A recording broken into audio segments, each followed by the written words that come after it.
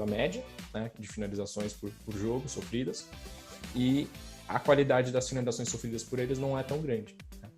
E aí, né, olhando para o outro gráfico, né, o desempenho ofensivo, o Fluminense está abaixo também, né? Ele finaliza pouco, né, e com qualidade abaixo da média. Então, o que está acontecendo ali? Ele está se sobressaindo, né? Os resultados dos Fluminense estão sobressaindo o que a gente está esperando dele, né? O que realmente está acontecendo. O resultado está acima da performance do Fluminense. Se isso vai se manter até o final do campeonato ou não, não sabemos, né? Tipo, a tendência é sempre de uma reversão à média, tipo, voltar para onde ele realmente, o que ele está performando. Mas se continuar assim, né? Paciência, né? Ou para o torcedor que torce no Fluminense, ótimo, né? Mas realmente está bem acima das expectativas. Rafa?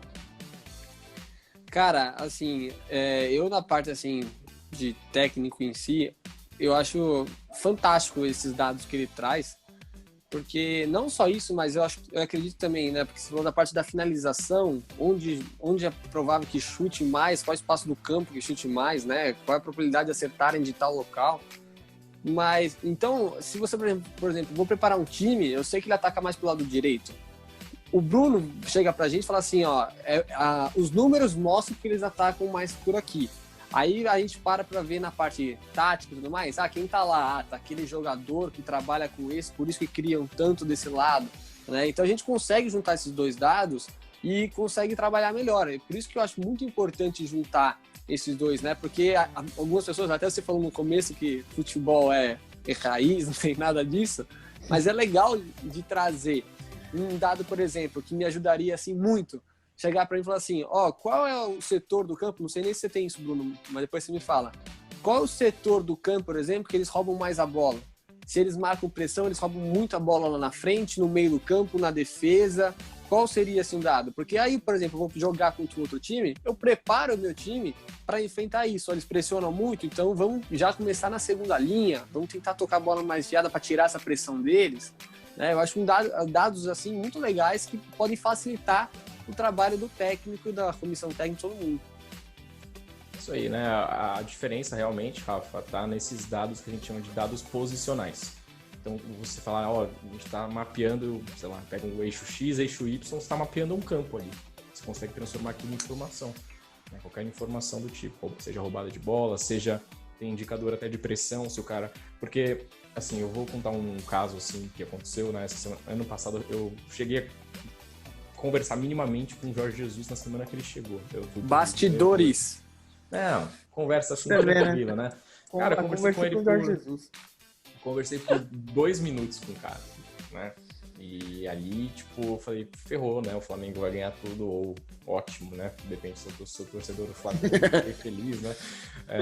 Mas ali, tipo, falei, o Flamengo vai ganhar tudo. Porque o cara tinha uma visão muito avançada dos técnicos aqui do Brasil. Não tô falando que o Jorge Jesus é melhor que os técnicos aqui do Brasil, mas assim, quando eu conversei, o nível de conversa foi muito diferente de outros treinadores com quem eu conversei brasileiros, né? E uma das coisas que o Flamengo fez ano passado muito, que o Jorge Jesus acabou ensinando, né, para os jogadores do Flamengo, foi fazer pressão junto, né? Não adianta fazer pressão sozinho, né? Isso, você via, eu vi os jogos do Flamengo, eu vi os caras, né, os atacantes, né, se olhando, eles se olhavam para ir avançar junto. Aí vocês estão falando de tática, né? Eu tô falando de isso, a gente consegue mensurar em números. Estou falando isso pode ser tudo que eu tô falando em número, dá para ser traduzido na tática, né, na questão de espaço, na questão de formação, né, e exatamente os termos que vocês utilizaram. Né, e isso é muito interessante. Eu acho o mais louco, cara, é exatamente o que você falou. Você fala de um termo em número, mas isso aqui, na verdade, pra gente que não entende porra nenhuma de número, ataque conjunto, sobe em bloco. O ataque do Flamengo do ano passado não era um ataque posicional, não era tipo cada jogador fica em uma posição. Era todo mundo livre, girando. Uma hora o Everton Ribeiro tava na ponta, tava no meio, então, tipo, ele tinha mais liberdade. E eu acho que eu vou te ferrar agora. Essa liberdade tem como ser era mostrada em número, tipo, em questão de criação de oportunidade de gol, de finalização, etc, etc? ano passado o Flamengo sobrou, né? Absurdo, Não, né? assim, óbvio, deu pra ver no resultado, claro, mas os caras produziam absurdos, né? E ainda continuam produzindo, né? Mesmo continuam... É um dos favoritos ao título, né? Pelo menos, tipo, eu rodo, né, milhões de simulações aí dos jogos que faltam aí pro Brasileirão. Ainda o Flamengo é favorito. No começo era o Atlético, né?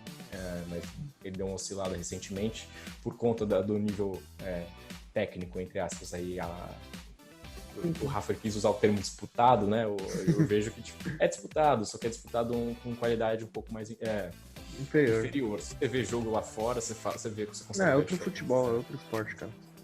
É outro esporte. Rafa, Em questão do Atlético, já que a gente tá falando, eu acho que não só da parte técnica, né? Que os jogadores não têm um nome assim, porque eu acho que tem um bom elenco. Só que o que eu vejo assim do Atlético é que cansou, né? Ok, se você olha o começo do Atlético Mineiro no Campeonato Brasileiro, era pressão, ataque, vai o tempo inteiro. Agora eles continuam. Mas, por exemplo, o jogo do Palmeiras, que foi acho que o último que o Atlético jogou, não foi, Igor? Sim. Tomou de treino. O que aconteceu? Então, atacou, vamos começar atacando. Atacou. Chega uma hora que os caras falam, pô, acabou. Cansei, o elenco não tem um elenco preparado que você consegue descansar o jogador para não jogar, para ele estar bem pro outro. E jogou cada 3 dias também, né? Então, e aí o que acontece? Depois que fez o primeiro gol o Palmeiras, o Atlético Mineiro falou assim, não, vamos tentar empatar, vamos tentar virar. Quando tomou o segundo, é nítido ver, os jogadores já estavam cansados, velho. Já estavam todo mundo, tipo, meu, não vai dar, a gente não tá conseguindo fazer, porque o Palmeiras se defendia bem, armava no contra-ataque com os caras rápidos nas pontas e fazia os gols. Então o que eu vejo assim, o problema do Atlético Mineiro é que cansou. O elenco dele tá totalmente assim, tipo, desgastado, sabe? Precisa poupar. Só que se ele poupa muito, perde porque não tem um elenco, sabe, bom para conseguir manter o alto nível. Legal, Rafa. Eu até trouxe o gráfico, né, o desempenho ofensivo, né? Você vê que tem 2 ali que se destacam muito, né? Que é realmente o Atlético Mineiro e o Flamengo. Aí você me pergunta, putz, eu prefiro estar nesse gráfico, eu prefiro estar mais acima ou mais à direita? Ou seja, finalizar mais ou ter finalização com qualidade melhor? Eu prefiro ter finalização com qualidade melhor. Você vê que o Flamengo ali está bem acima do Atlético Mineiro, né? E aí, o ponto que eu quero trazer é que o Bragantino, ele finaliza ali, se pegar a média de finalizações, ele está na mesma linha do Flamengo. Se olhar ali o gráfico. E aí eu trouxe uma terceira imagem para mostrar por que isso não... Qual que é essa diferença, né, dessa altura aí, né, do gráfico, né, pro Flamengo e do Bragantino.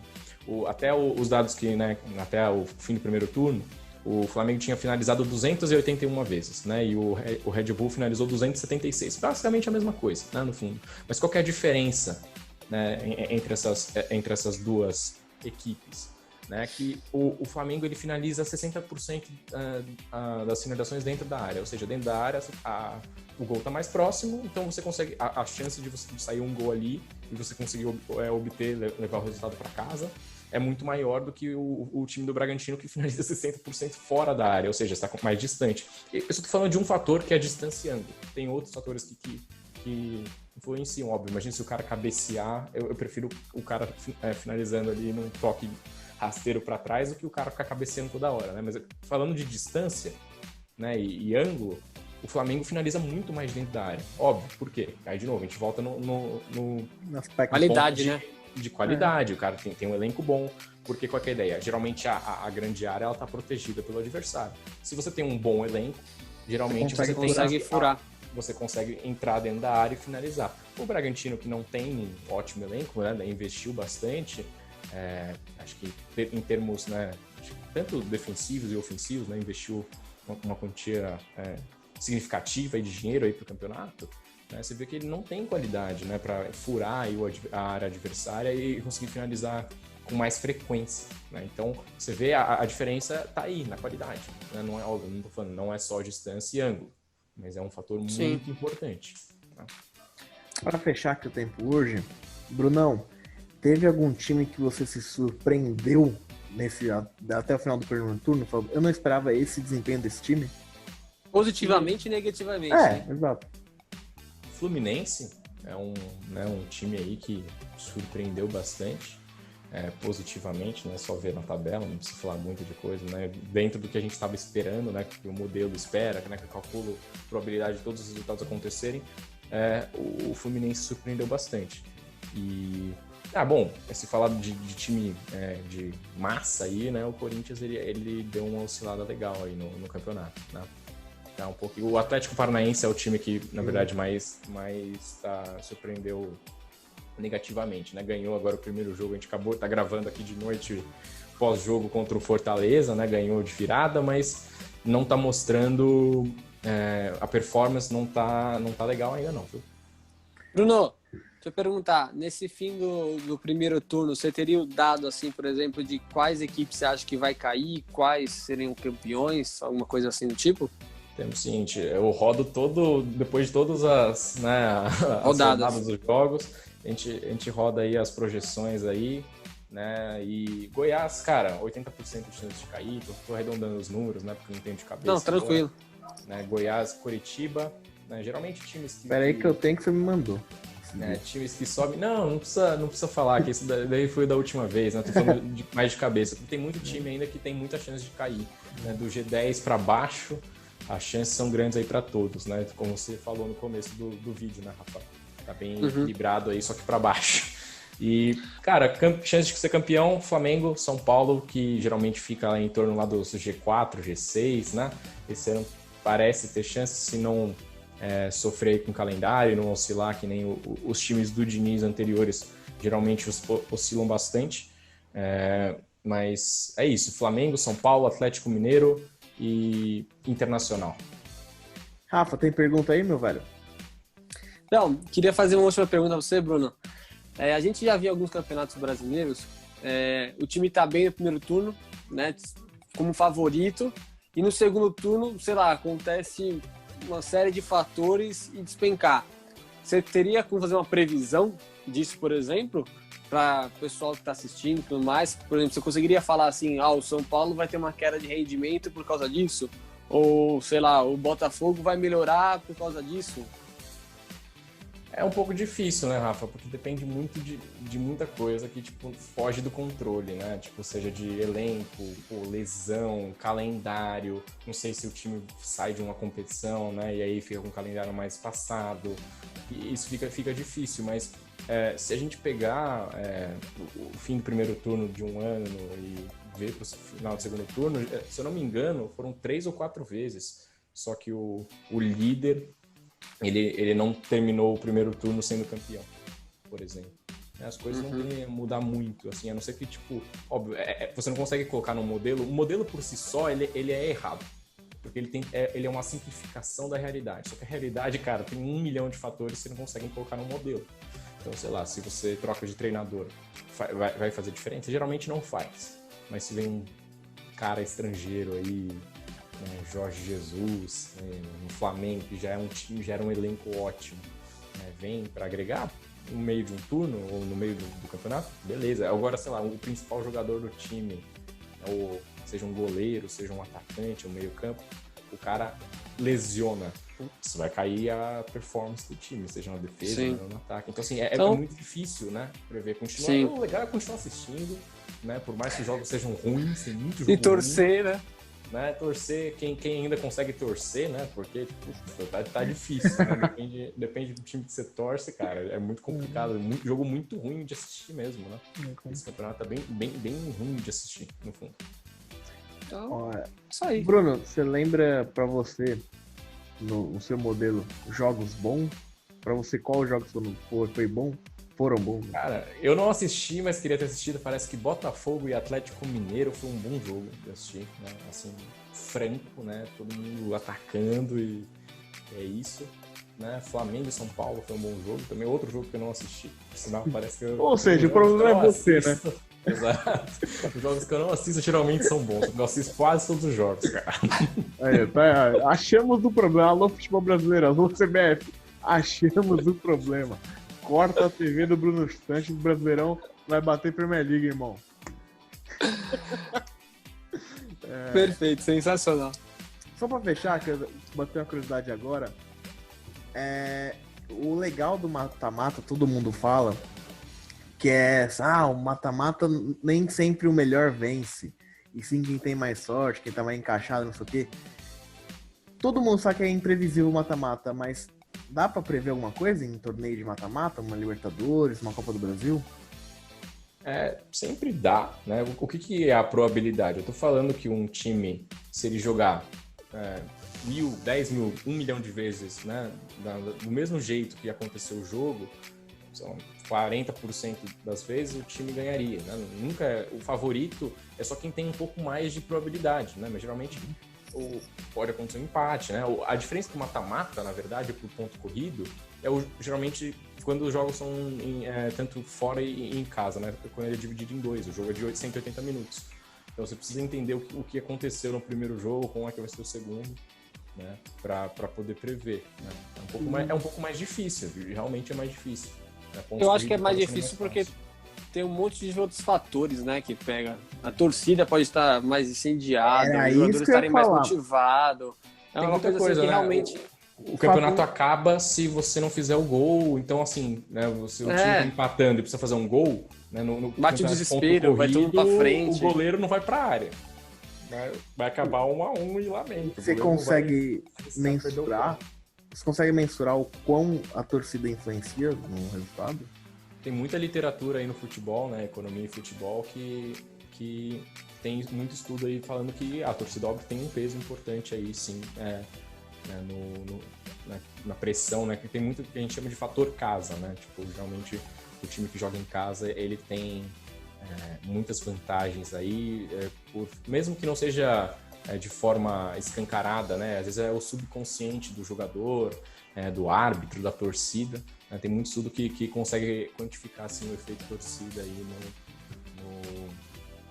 nos campeonatos. Se a gente pegar agora a pandemia, né? A pandemia foi um experimento quase natural, assim, digamos, assim, para poder quantificar aí o efeito aí da torcida, né, nos jogos. Para mim, quem mais sofreu acho que foi o Corinthians. Sim. Sem a torcida. Lá na Alemanha, o pessoal sofreu bastante, né? Na Bundesliga, né? Eu acabei também divulgando um desses estudos aí, né? O pessoal do Globo Esporte lá no começo de agosto. Se quiser, depois vocês põem o link aí. Que envolve, né? envolve até arbitragem, né? Esse estudo de cartões amarelos, né? Conte-me mais sobre isso. Falar um pouco de que os árbitros, eles tendem a favorecer, não tô falando que o árbitro é caseiro, não, mas no subconsciente você acaba, vamos dizer assim, favorecendo, né, o time da casa. Geralmente é isso, né? O que a literatura diz e comprova, né, certifica. E aí o que aconteceu com o efeito, né, sem torcida, né, por conta da pandemia, né, os cartões amarelos para os visitantes diminuíram, os cartões amarelos para os mandantes aumentaram. Isso vale para o cartão vermelho, para o número de faltas, né, isso ficou um pouco mais igual. Só que o resultado, né, os resultados no geral, né, o fator casa ainda existe, jogar em casa ainda é importante, né, só que diminui um pouquinho, né, esse efeito diminui um pouco sem a torcida. E aqui o Rafa, ele pontuou muito bem, né, tem times que parece que quando tá com torcida é outra coisa, né? E realmente o Corinthians, se alguém já viu o jogo do Corinthians, no estádio é um negócio muito, muito maluco mesmo. Eu vou te falar que eu já fui em vários jogos de futebol, em várias cidades, e eu nunca vi uma torcida igual ao Corinthians, cara. É absurdo. Fecha aí, vai. Então, mano, sensacional. Pra falar a verdade, a gente aprendeu muito, pelo menos eu aprendi muito, não sei você, Gordo. Nossa, eu tô uma aula agora. Agora quero ver se você vai continuar com essa opinião sua aí. Meu irmão, futebol é uma rede, velho, tá ligado? Ai, probabilidade. Meu irmão, é 50%, ou é ou não é, entendeu? O resto é resto, velho. Queria agradecer a participação do Bruno. Cara, sensacional, parabéns pelo seu trabalho. Eu espero que você continue decolando aí na sua carreira, mostrando para os profissionais aí da área que é importante sim ter esses dados. Eu agradeço mesmo ter participado aqui com a gente. Espero que você tenha gostado também. Aceite novos convites, tá? Já fica o convite aí para os próximos, tá bom? Espero que vocês tenham gostado também, rapaziada do Na Real. Um grande abraço para vocês e até a próxima. Falou, Gordo. Falou, Bruno. Valeu. Tá gravando. Isso, vai pro ar, foda-se. Vai pro ar, velho. Tem que ir. Tem que ir, mano. Mas, Mas é velho, isso, família. Brigadão aí por me valeu, chamarem. Japinha. É nóis, Eu irmão. vou É nóis. Bruno, achei muito legal porque a ideia, quando eu fiz para criar o canal, na hora eu falei assim, meu, eu entendo da parte tática, da parte técnica, por ter vivido futebol, por estar na profissão, mas eu queria um cara assim de bastidores. Eu queria um cara assim que tinha, sabe, a parte de jornalística, que estava mais acostumado com tudo isso. Aí eu convidei o Gordo na hora e ele topou. E, cara, você com a parte de estatística é uma coisa nova que tá Fudido. aparecendo assim. Pra caralho. Então eu acho que assim, mano, sempre que você quiser, eu sei que você fica com vergonha, tá cheio de coisa pra fazer, você é vagabundo. É um cara Mas, sério. mas, mano, passar. sempre que você quiser, é uma honra estar aqui com você, porque você passar também a sua visão, né? Quanto mais a gente trouxer coisa nova, acho que fica mais legal.